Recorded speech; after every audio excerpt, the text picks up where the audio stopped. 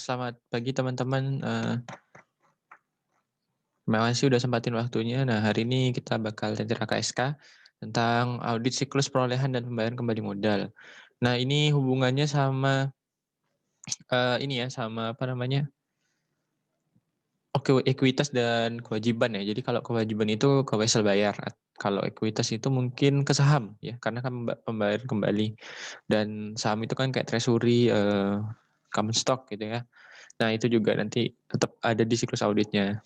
Nah, sekilas ya teman-teman, ini untuk chapter ini memang banyak, teorinya karena memang di tugas studi RPS juga nggak ada tugas karena, materi ini itu khusus hanya untuk membahas tentang, bagaimana ini ya, teorinya paling ya. Jadi kalau praktek itu kurang, bahkan di soal tahun lalu dan 2 tahun lalu di Kompas itu soalnya itu hanya Pilgan dan esai, bahkan esai kayaknya nggak ada.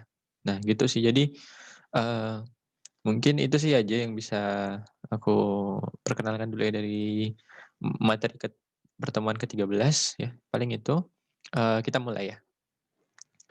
Yang pertama adalah karakteristik dari tadi ya, siklus pembelian dan pembayaran kembali modal. Nah, perolehan ini sama aja. Nah, yang pertama adalah karakteristiknya itu, ini ada di Arens di bab bab ke-19 atau 21 ya? Bab 22 ya kalau nggak salah. Bab 22. Nah, itu ada karakteristiknya, ini adalah pertama adalah jumlah transaksi.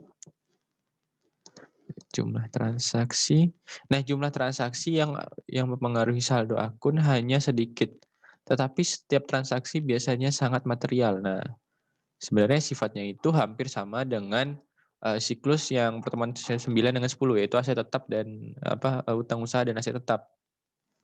Nah, bersama. Karena kan akuisisi ya atau pembelian. Nah, ini kan atau perolehan, nah pasti kan transaksinya itu, sangat material. Nah, contohnya ini sebagai obligasi yang tidak sering diterbitkan perusahaan. Jadi, untuk yang khusus ini ya, khusus pertemuan ke-13 untuk perolehan dan pembayaran kembali ini memang jarang, kayak obligasi kan nggak sering ya, maksudnya tidak kayak operasional beda dengan inventory ataupun aset tetap, mungkin setahun tuh bisa 2 kali, tapi kalau obligasi mungkin setahun sekali, tahun depannya nggak nerbitin, nah itu bisa jadi kan. Jadi memang, untuk siklus ini, dia sedikit akunnya atau jarang tapi transaksinya material.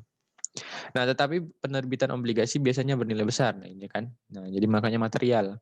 Nah, karena dengan nilai yang besar ini, auditor itu sebagai bagian dari verifikasi akun neraca melakukan verifikasi atas setiap transaksi yang mempengaruhi siklus dalam periode berjalan. Nah, kalau obligasi contohnya, kira-kira apa teman-teman? Pastikan interest ya, interest. Nah, interest itu pasti harus diperhatikan oleh si auditor itu. Karena kan ini terkait verifikasi ya, karena ini akan mempengaruhi siklus perolehannya. Oke, lanjut, jadwal audit dalam kebanyakan akun siklus ini memasukkan saldo awal pada setiap akun dan setiap transaksi. Oh, transaksi di saldo akhir. Nah, ini kan terkait kalau saldo akhir itu ingat ya teman-teman, itu TOD ya, Test of Detail Balance. Nah, oke, lanjut. Yang kedua adalah, ini, jika tidak dimasukkan dalam satu transaksi tertentu, mungkin jumlahnya akan material. Nah, misalkan ya, kalau misal ini, penghilangan salah satu pembukuan atas transaksi kewajiban tertentu yang mempunyai dampak yang material pada laporan keuangan. Seringkali auditor menekankan pada tujuan audit, kelengkapan, dan keakuratan. Nah, contohnya ini ya, kalau kemarin di ALK ya, sebelum UTS itu apa? Yang namanya itu off balance sheet, of financing ya, balance sheet. Nah, ini ya kemarin di ALK. Jadi ini kan salah satu bentuk dari distorsi akuntansi juga ya. Nah, ini juga mempengaruhi ini di audit. Kenapa? Karena ini auditor itu menekankan sama tujuan audit yang paling penting ya. Salah satu yang paling sering keluar di soal itu keakuratan dan kelengkapan. Nah, itu juga penting. Kenapa? Kalau misalkan tidak dimasukin ya, maka jumlahnya akan material. Karena tadi ciri khasnya kan pertama adalah material dan jumlahnya sedikit kan. Jadi penting banget untuk auditor itu tahu, kira-kira pendanaan ini nih, apakah ada yang nama off balance financing balance sheet atau ya off balance sheet jadi tidak dimasukin di balance sheet. Nah, itu kita tidak tahu kan. Makanya kita butuh keyakinan atas pengendalian internal maupun, bukti-bukti audit yang sudah kita peroleh. Yang ketiga adalah, munculnya hubungan ilegal antara entitas klien dan pemegang saham. Nah, obligasi maupun pemilik dokumen yang sejenis. Nah, kenapa, ada hubungan seperti ini? Jelas ya, karena kan kita kan punya apa ya, kayak, menjual obligasi, menerbitkan obligasi kan berarti mereka punya dokumen-dokumen, atas kepemilikan kita ya, termasuk saham lah otomatisnya. Maka dalam dalam hal ini audit transaksi itu harus berhati-hati nih, auditor harus berhati-hati dan memastikan apakah persyaratan legal yang mempengaruhi pelaporan keuangan sudah dipenuhi dan disajikan secara wajar, serta diungkapkan dalam laporan atau belum. Nah, contohnya apa? Kalau misalkan ini kan CLEK itu kan biasanya CLEK itu ada, jumlah ini ya, jumlah saham yang beredar gitu kan, beredar sama dengan pemegang. Nah, ini contohnya ya. Jadi kita tahu nih pemegang sahamnya siapa-siapa aja. Apakah ada saham pemegang saham fiktif atau pemegang obligasinya itu, ini ya, apa, punya hal yang, apa ya, hal yang berpengaruh dengan perusahaan tapi tidak dicatat. Nah, karena ini kita harus tahu, memastikan persyaratan legal sudah apa, dipenuhi. Nah, itu terkait dengan yang namanya, audit kepatuhan ya, kemarin. Nah, kepatuhan. Karena kan ini kan hubungannya sama kayak OJK gitu ya. Jadi harus harus tahu nih kepatuhan. Nah, ini juga penting. Maka ini memang harus diperhatikan baik-baik oleh auditor. Nah, yang terakhir adalah hubungan langsung antara akun bunga dan dividen dengan utang ekuitas.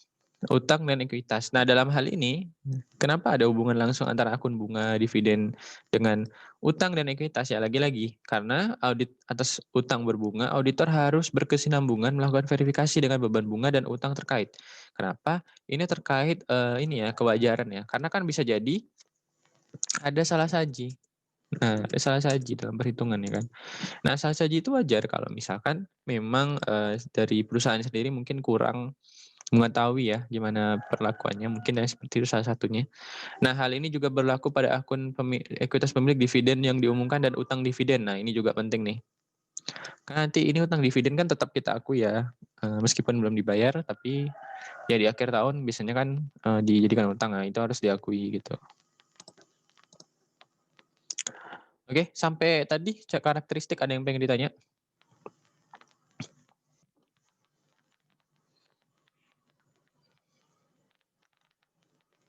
Nggak ada ya? Oke, kalau nggak ada, aku minta waktu bentar ya, bentar aja. Bentar ya.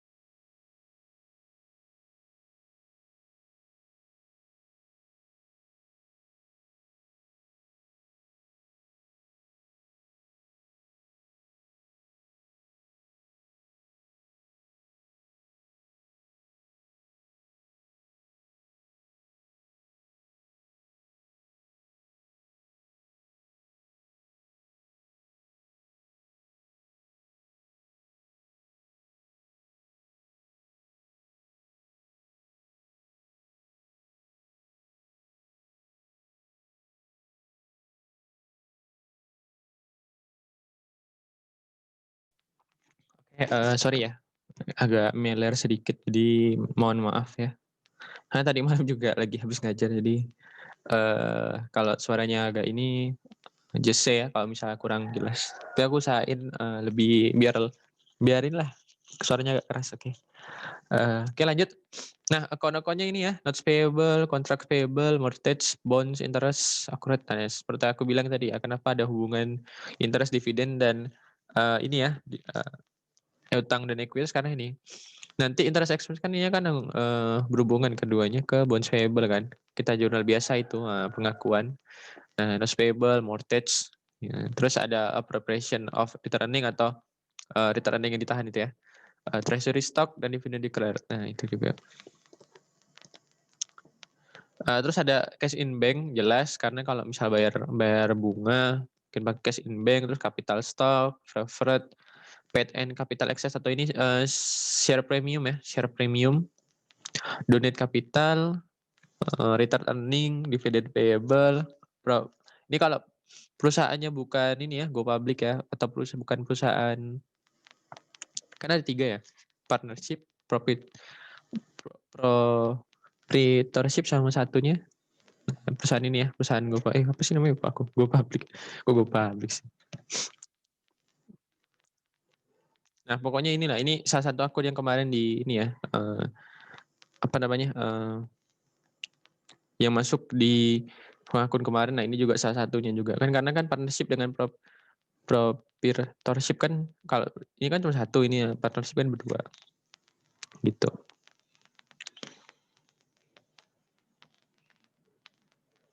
Nah, kita lanjut. Wait.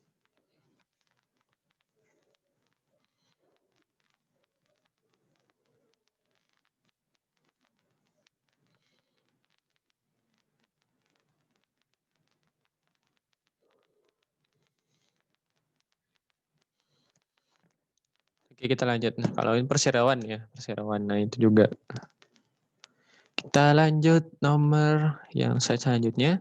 Ini metodologi untuk desain tes dari balance of notes payable. Nah, ini terkait TOD ya, test of detail balance itu adalah tes yang menguji kemungkinan ada dalam saldo akhir ya, adanya salah saji atau kekeliruan gitu. Nah, yang pertama dilakukan adalah kita pasti awalnya itu mengidentifikasikan resiko bisnis dari klien yang berhubungan dengan notes payable. Ini terkait notes payable ya. Terus kita mengeset atau mengatur misstatement atau reliable misstatement atau kesalahan salah saja yang bisa kita terima dan menilai dari inherent risk pada notes payable. Ya, risiko inherent. Terus kita ini menilai control risk-nya juga ya, yang tahap pertama. Nah, yang pertama sih gini, hanya kita menguji sama mengidentifikasikan. Nah, yang kedua baru kita yang selalu berhubungan adalah kita mendesain test of control dan substantive test of transaction. Nah, ini yang kedua ya. Jadi kita akan menguji yang ini kan terkait dengan jurnal koreksi apa itu? Itu substantive test of transaction dan test of control. Nah, kita lanjut. Yang ketiga, nah kita juga melakukan analytical prosedur. Nah, ini juga penting karena setelah kita melakukan TOC dan STOT, maka kita akan melakukan analytical prosedur. Baru yang keempat, baru kita lakuin apa? Test of detail balance. Yang terakhir, step terakhir pasti test of detail balance karena ini berhubungan dengan saldo akhir dan terkait dengan ini balance tujuan auditnya. Nah, yang pasti kita harus menentukan prosedur audit, sampel size-nya, terus item yang dipilih dan waktunya.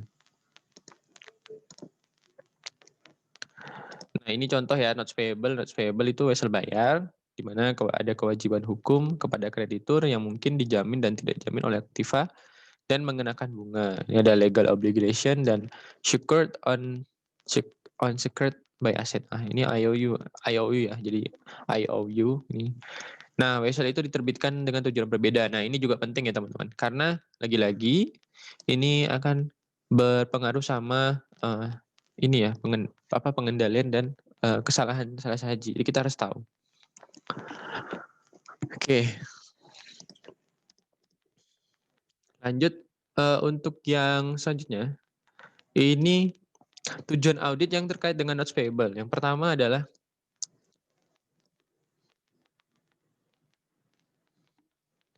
tujuan audit dari ini notes payable. Yang pertama adalah struktur pengendalian internal terhadap wesel bayar cukup memadai. Ya, yang pertama internal control are adequate. Nah, transaksi ini yang kedua adalah transaction are properly authorized and recorded. Jadi transaksi yang berkenaan dengan pinjaman melibatkan pokok bunga wesel telah diotorisasi dan telah dicatat sesuai dengan keenam tujuan spesifik audit yang telah ditetapkan. Nah, nanti ada ya tujuannya kita lihat.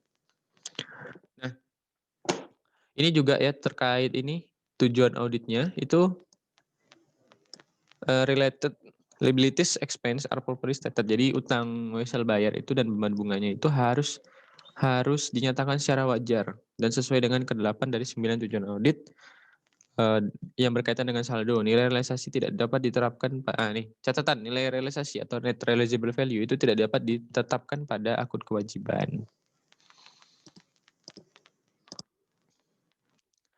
Lanjut. Nah, internal kontrolnya ya. Jadi internal kontrolnya itu yang pertama adalah ini otorisasi yang tepat atas wesel bayar. Nah, jadi kita harus tahu tanggung jawab atas penerbitan wesel baru itu harus diberikan kepada dewan direksi atau personal manajemen tingkat tinggi. Nah, jadi jangan sembarangan orang karena kan ini terkait otorisasi ya. Nah, karena wesel bayar itu akan berpengaruh pada ini kelanjutan atau operasi perusahaan kan. Jadi harus hati-hati dan hanya orang yang manajemen yang bisa menerbitkannya.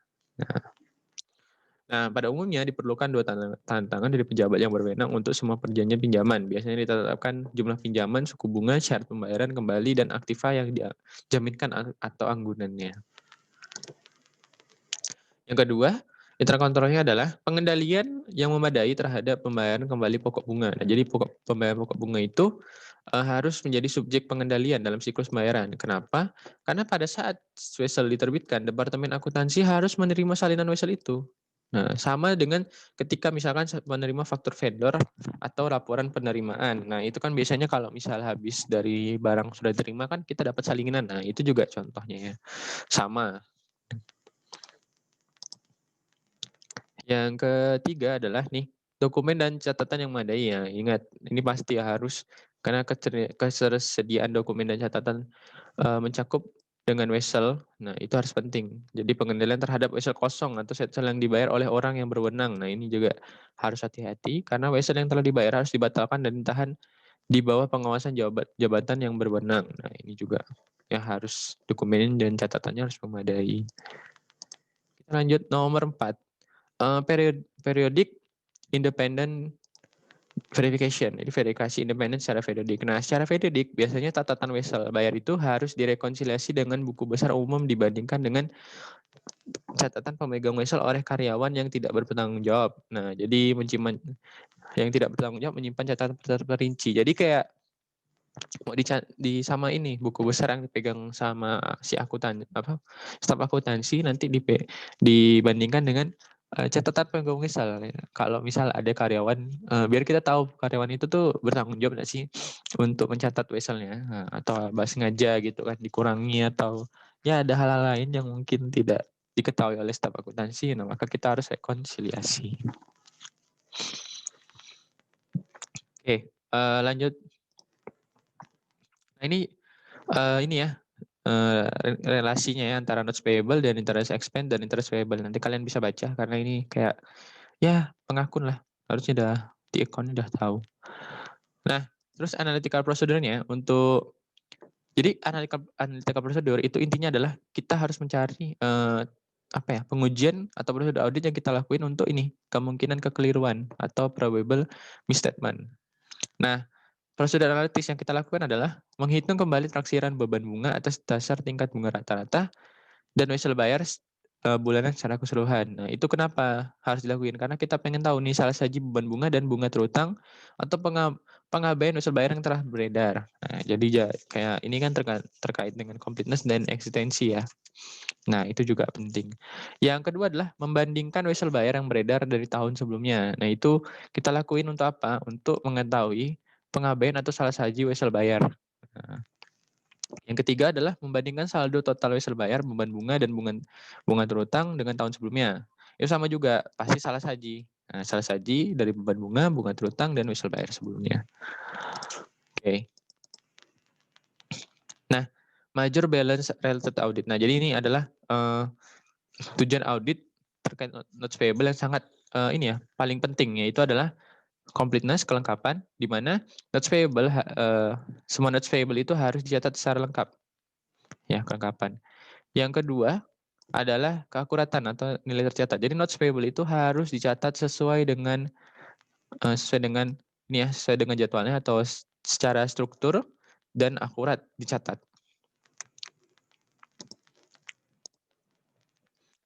Nah, tujuan audit dalam siklus modal dan pembayaran kembali ini. Nah, jika pengendalian internal terhadap wesel bayar itu lemah, maka auditor akan perlu melakukan prosedur selanjutnya untuk menguji wesel bayar yang hilang. Nah, selain tujuan terkait audit saldo, terdapat 4 tujuan terkait penyajian dan pengungkapan. Nah, ini pelajaran sebelumnya ya. Dan juga itu penting untuk wesel bayar karena standar akuntansi mengharuskan agar catatan kaki menggambarkan secara memadai syarat wesel yang beredar. Misalnya tadi ada anggunan, ada bayar berapa, dan aset yang dijaminkan tadi kan. Nah, ketika auditor melaksanakan pengujian atas nilai saldo atau substantive test of transaction, nah kita harus tahu nih tujuan audit berkaitan saldo dan bukti yang diperoleh akan membantu penyajian dan pengungkapan wesel bayar. Yang kedua adalah karena siklus akuisisi modal itu pembayaran kembali itu biasanya sedikit transaksi tapi banyak tadi ya material, maka resiko pengendalian atas hasil pengujian substantive test of transaction, maka ini akan menjadi tidak terlalu penting dalam mendesain pengujian rincian saldo akun seperti wesel bayar. Atau test of detail balance tadi ya. Sorry, ini test of TOD ya, test of detail balance. Nah, seperti wesel bayar. Untuk kebanyakan transaksi dalam siklus, pertimbangan utama auditor adalah bahwa setiap transaksi telah diotorisasi dengan benarnya. Jadi intinya adalah kalau misalkan pembayaran kembali atau tadi ya akuisisi modal atau penerbit obligasi kalau sedikit transaksi, maka resiko pengendaliannya dan hasil STOT-nya, substantive test of transaction, itu tidak terlalu penting dalam membuat pengujian rincian saldo. Nah, karena tadi kan step yang ketiga itu kan habis kita mengidentifikasi, kita ngakuin test of control sama substantive test of transaction. Yang ketiga baru kita analitika prosedur, baru kita langsung ke pengujian TOD ya, test of detail balance. Nah, maka kalau misalkan risiko pengendaliannya itu tidak terlalu penting gitu. Jadi kayak kan itu kan untuk risk ya, jadi itu ada risk, control risk, baru ke detection risk kan. Nah, itu ingat-ingat kemarin sebelum UTS ya. Nah, jadi nanti ketika itu dilakuin, maka ya tidak terlalu penting gitu dengan pengujian rincian saldo. Kenapa? Karena auditor itu berasumsi ini bahwa setiap transaksi itu telah diotorisasi dengan benar. Jadi nanti di laporan keuangan di saldo akhirnya ya itu terkait risiko pengendalian dan pengujian STOT itu tidak akan terlalu berpengaruh lah gitu intinya. Nah, itu maksudnya. Oke, lanjut. Nah, ini contoh ya. Tes dari capital acquisition dan repayment cycle. Nah, ini contoh ya, kalau misalkan kita ngitung, misalkan ini contoh dari utang, ini ada made, terus due date-nya kapan, ini setahun berarti kan contohnya face amount, ada ya, deskripsinya investment, nah terus valuation-nya nilainya 15.000, terus beginning at balance period itu 10.000. Nah, di sini kayak kalian bisa baca, ya nggak terlalu jelas juga aku agak ini. Nah, kalau misalkan ada tanda kayak gini, itu berarti di ini ya, di footed, di footed, dihitung dari bawah, dari atas ke bawah gitu. Nah, ini juga berarti. Nah, ini contoh ya. Kertas kerjanya kalau misal ini, tapi memang jarang sih kalau keluar. Nah, ini juga ya. Ini ada catatannya, notes-nya, terus rate-nya, maturity-nya. Nah, ini ada konfirmasi. Nah, ini juga ada beban-beban yang dicatat. Nah, kalau misal ada yang ini kan di cross footed sama ini di ke bawah, ini sama kayak kemarin expense paid-nya berapa, berarti kan accrued end the period berapa gitu. Nah,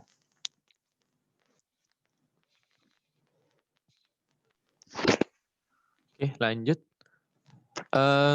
Selanjutnya yang owner's equity. Tadi kan kita ngomongin payable ya, kewajiban.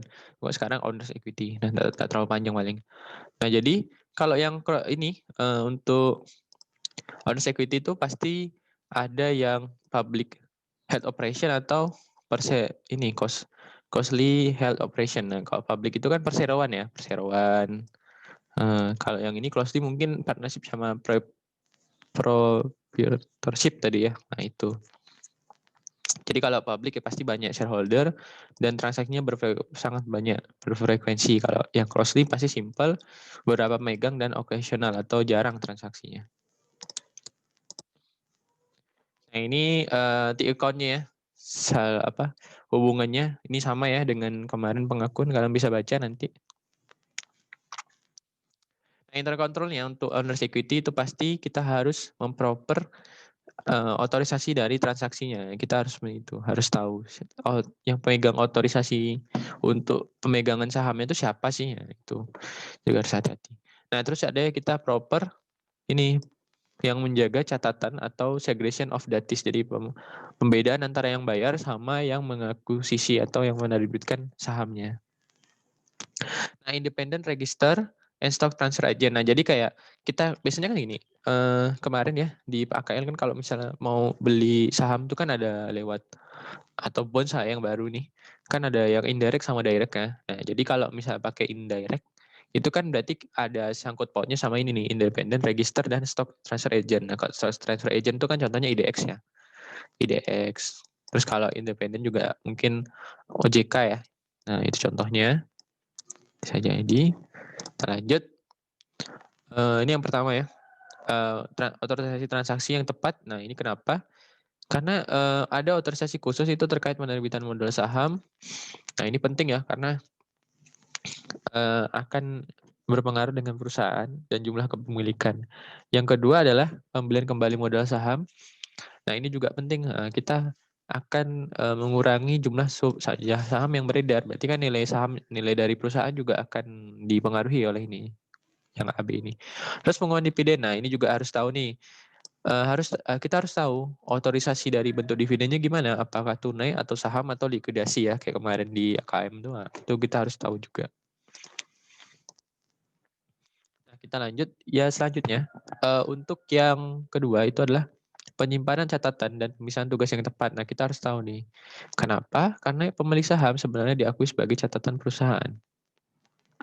Nah, yang kedua adalah dividen yang dengan jumlah yang benar dibayarkan kepada pemegang saham pada tanggal pencatatan dividen. Nah, kita harus benar-benar nyatatnya nih. Tadi kan dividen payable. Yang C adalah potensi misappropriasi atau penyalahgunaan aset yang telah diminimalisir. Nah, tadi kan tentang gunanya itu mungkin sama apa?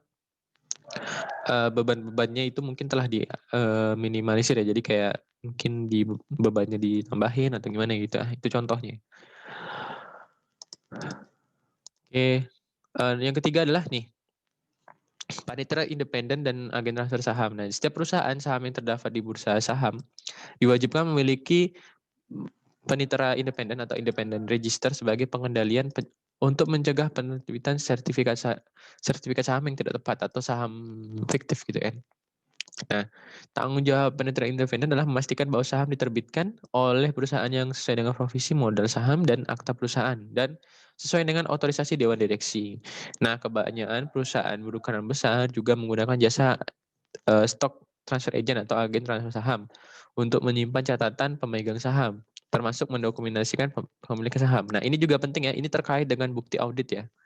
Kenapa ini penting? Karena kita pengen tahu sebenarnya itu yang punya saham di perusahaan itu siapa aja gitu.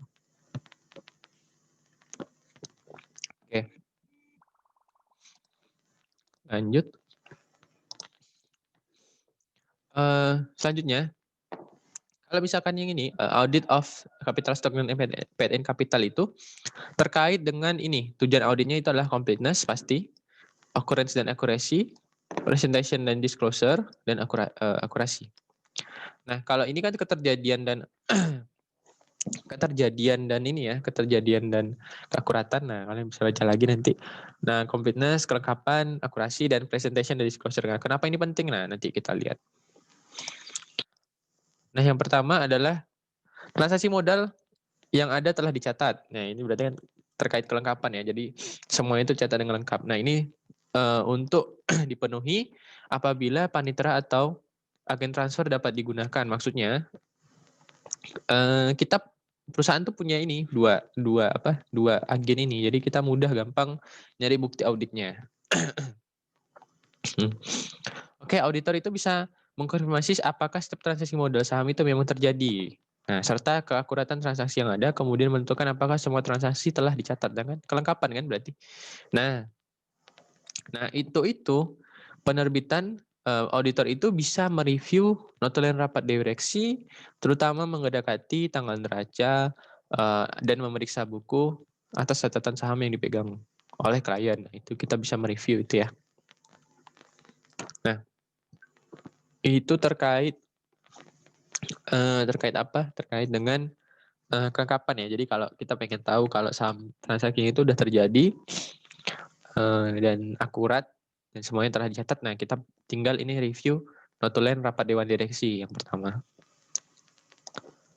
Yang kedua, transaksi modal dicatat memang terjadi dan dicatat secara akurat. Tadi kan occurrence dan keterjadian dan keakurasian ya. Jadi kita harus tahu nih kira-kira apakah ya nih oke.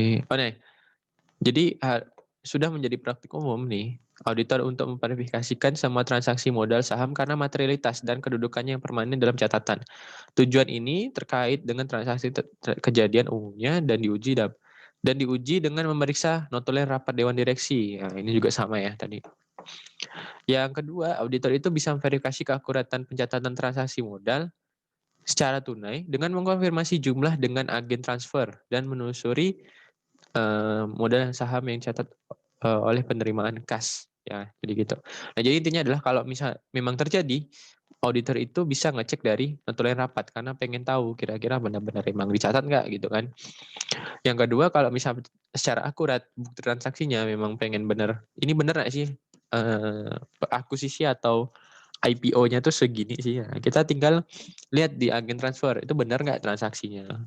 Udah termasuk biaya agen nggak gitu. Nah, itu juga boleh.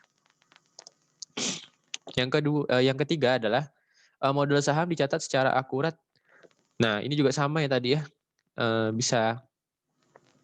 Nah, ini sama dengan tadi. Jadi perlu transfer agen. Jadi kita harus tahu beberapa poin penting dalam konfirmasinya gitu.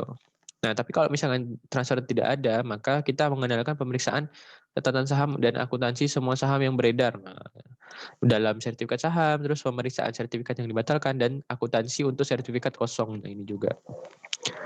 Pertimbangan utamanya adalah memverifikasi apakah jumlah saham yang digunakan dalam perhitungan laba per saham IPS ya itu sudah akurat. Karena kan lagi-lagi kalau sahamnya makin banyak, berarti kan ketika ada net income ya kita harus bagi laba bersahamnya juga harus lebih sedikit ya.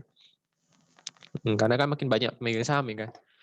Nah, jadi masalahnya itu adalah akan jauh lebih kompleks jika ada sekuritas convertible, opsi saham, warrant yang kemarin ya itu juga bakal lebih bervariasi. Jadi auditor itu harus memahami syarat standar dan yang relevan untuk verifikasi jumlah saham dan laba bersaham yang per saham dasar dan yang dilusi. Nah, ini AKM. Kita tidak terlalu belajar lagi itu ya. Aduh.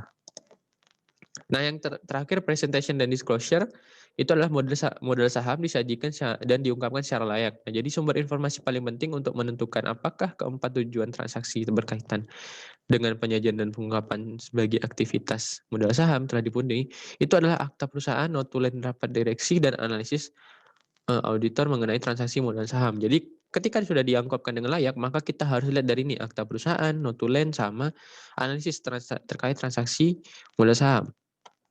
Nah, auditor juga harus tahu setiap kelas saham yang memiliki deskripsi tepat dan juga harus tahu jumlah saham yang diterbitkan. Nah, jadi kita harus intinya tuh ini terkait ini ya CLK ya.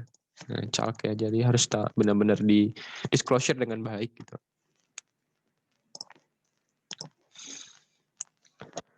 Nah, tadi itu tentang owners equity, sekarang tentang dividen. Nah, dividen itu juga sama. Tujuan auditnya itu ada occurrence, keterjadian, ada completeness, kelengkapan, dan akurasi. Kalau keterjadian itu dividen itu sudah dicatat secara benar ya. dicatat secara terjadi saat itu juga dicatat. Completeness itu, transaksi yang sudah ada itu benar-benar dicatat dengan baik ya, jadi lengkap gitu. Yang ketiga adalah akurasi. Nah, dividen itu benar-benar dihitung sesuai dengan, pencatatan yang berlaku, jadi benar-benar dihitung dengan akurat. Oke, yang ini juga sama, akurat juga ada, tapi intinya kalau yang dividen ini sudah dibayar dengan dividen yang sudah dibayar dengan, stockholder itu benar-benar terjadi. Nah, completeness itu kalau dividen payable-nya itu sudah dicatat kan ya. Yang keenam akurasi, itu sama ya, jadi dividen payable-nya itu juga dihitung sesuai dengan dividen yang dibayarin, akurat intinya. Oke.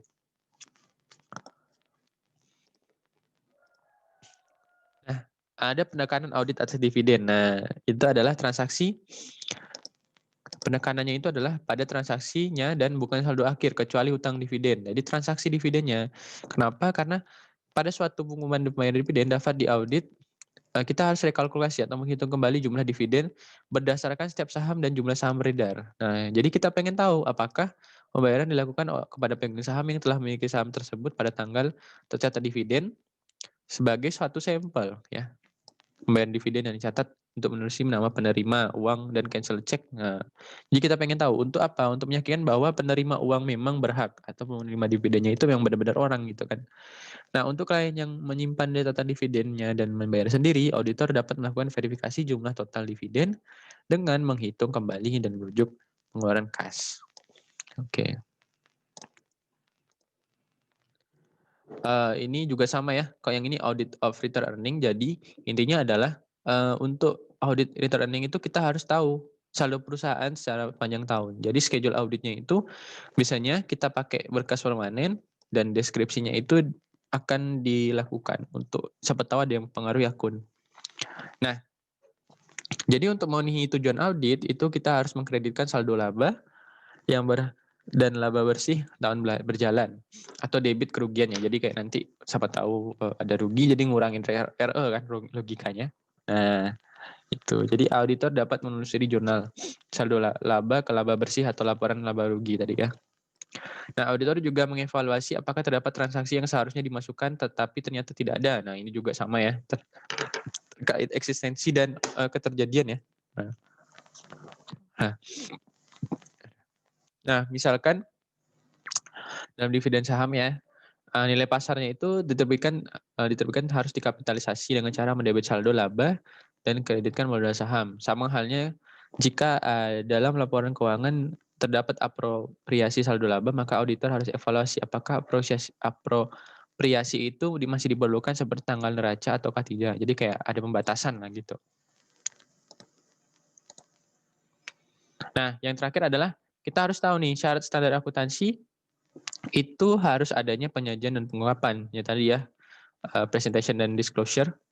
Nah, itu juga harus dikasih tahu kira-kira saldo laba yang ditahan itu berapa, yang nggak dipakai untuk dividen itu berapa. Kenapa? Karena sebagai fokus utama itu adalah menentukan apakah tujuan penyajian dan pengungkapan saldo laba itu dipenuhi, khususnya yang berkaitan dengan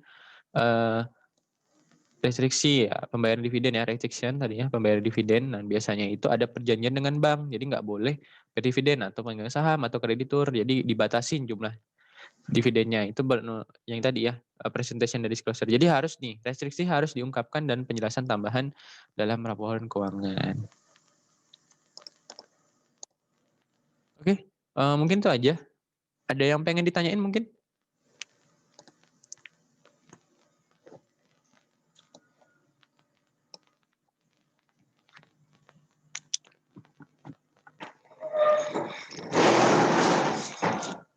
Kalau nggak ada, kita coba kerjain soal ya. Jadi ini soal Kompas di TM soal Kompas nomor 12 dengan 13.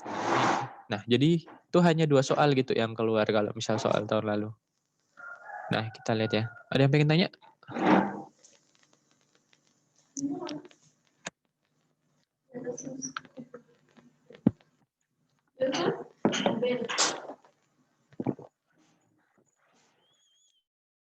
Bentar ya, bentar.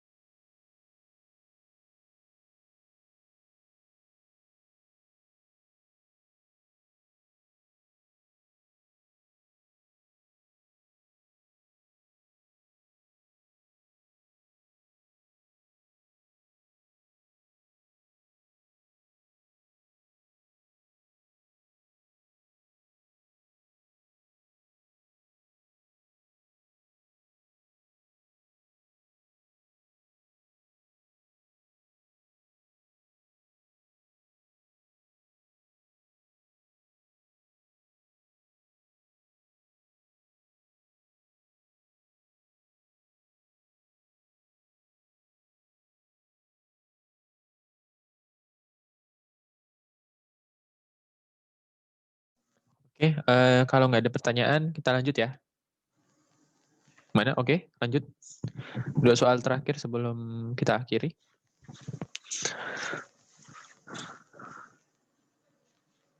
Oke, lanjut ya. Yang pertama adalah auditor biasanya yang soal nomor 12, auditor biasanya mendapatkan bukti tentang transaksi ekuitas pemegang saham dengan mereview ya bukti transaksi. Tadi itu kan ada ya di PPT ya. Nah, jadi kita lihat transaksi tadi ajen. Mana ya? Nah, ini. Bukan sini. Nah, nih bukti transaksi ya. Nah, kalau misalkan soal yang apa namanya? Ini. Auditor secara segera dapat memverifikasi pencatatan transaksi modal secara tunai dengan mengkonversi jumlahnya dengan agen transfer. Nah, jadi kalau misalkan hubungan sama bukti ya, bukti transaksi itu catatan agen ya. Jadi kan ini terkait dengan tadi akurasi ya. Tapi kalau misalkan bukan bukti transaksi tapi bukti kepemilikan, kita bisa review ini pembukuan sama notulensi ya, itu juga bisa. Tapi kalau bukti transaksi tetap catatan agen transfer. Nah, yang kedua, yang 13, untuk mengetahui adanya kemungkinan penghapusan atau salah saji not payable auditor, maka dilakukan prosedur analitis berikut yaitu, kita lihat tadi analytical prosedurnya gimana terkait utang ya.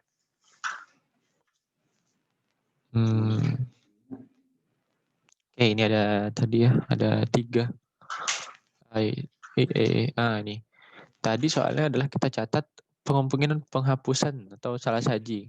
Nah, kalau kemungkinan lihat penghapusan atau salah saji, berarti ini nih, menghitung kembali ya. Menghitung kembali atau ini, membandingkan wesel bayar. Nah, membandingkan wesel bayar. Nah, tapi kan kalau di sini ditanya itu kan kemungkinan penghapusan atau salah saji, ya pengembalian gitu kan. Nah, berarti di sini yang tepat adalah yang B nih, membandingkan wesel bayar dengan tahun sebelumnya. Nah, kita lihat. Nah, yang A ini juga benar, tapi ini lebih ke beban bunga kan, bukan penghapusan salah saji. Jadi, yang benar adalah yang B. Ya, membandingkan setiap wesel beredar dengan tahun sebelumnya. Oke.